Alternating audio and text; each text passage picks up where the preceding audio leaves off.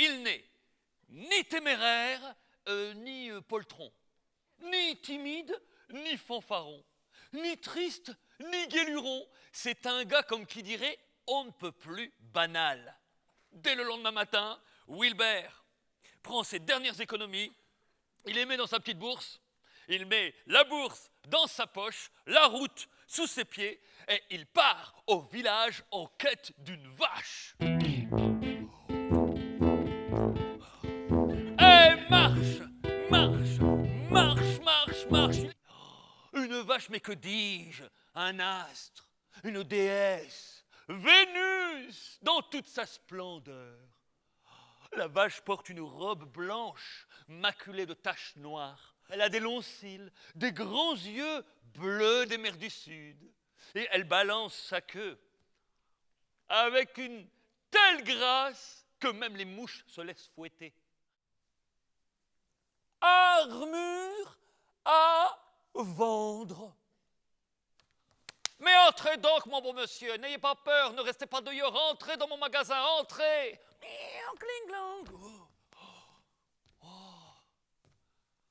Nous avons toute une gamme d'armures à vous proposer, toutes aussi perfectionnées les unes que les autres.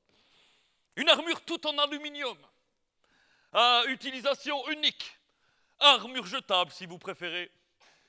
Moi, ce qui m'intéresse, c'est l'autre, l'armure dorée qui est en vitrine. Goldfire! Et notre tout dernier modèle, une armure en acier trempé, forgée par les elfes de la forêt, dorée par les fées, avec une cotte de mailles si finement ciselée que les princesses que vous sauverez croiront à de la soie. Dans cette armure, vous vous sentirez invincible face à n'importe quel dragon ou bête maléfique, diabolique, satanique. Admirez les finitions.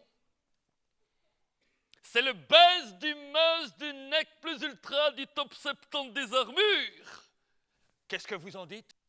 Alors Wilbert, qui ne pensait plus ni à sa vache, ni à son lait, a donné ses dernières économies aux marchands d'armes.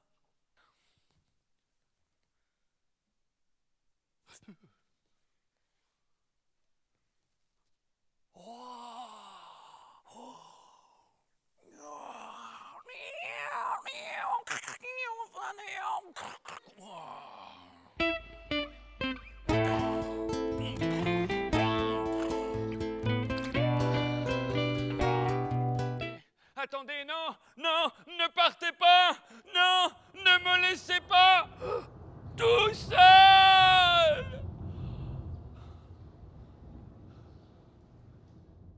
Papa, papa, regarde, je sais le faire tout seul. Papa, papa. Non, maman, j'ai peur du noir. Non, maman, encore une histoire. Maman, t'as pas la lumière. Non, maman, attends. Johanna, tu me prêtes ton doudou. Johanna, tu viens avec moi au bal ce soir? Johanna, regarde, c'est un garçon, Cristobal. J'ai cru mourir dans cette forêt.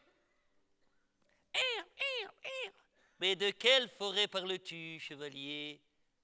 Comment ça, quelle forêt? La forêt en bas. Oh non, j'ai quand même pas rêvé, hein. Ne me dis pas qu'elle n'existe que dans ma réalité. Ah, moi je l'ai vue. Qu'un fossé, quelques maisons et un arbre. À ce moment-là, le chevalier a plongé son regard dans le vide. Et là, il a vu des paysages qu'il ne connaissait pas. Des montagnes, des rivières qu'il n'avait jamais vues. Et au loin, il a aperçu son village, minuscule, perdu dans l'immensité.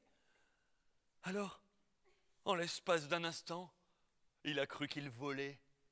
Il a écarté les bras, comme l'oiseau.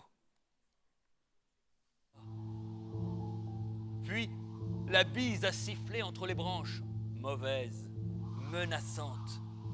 Et d'un coup violent a giflé le chevalier. Elle a arraché les dernières feuilles que l'automne avait oubliées en laissant la forêt nue, complètement dépouillée. L'hiver avait fait son entrée. Le chevalier sentait son corps transi de froid.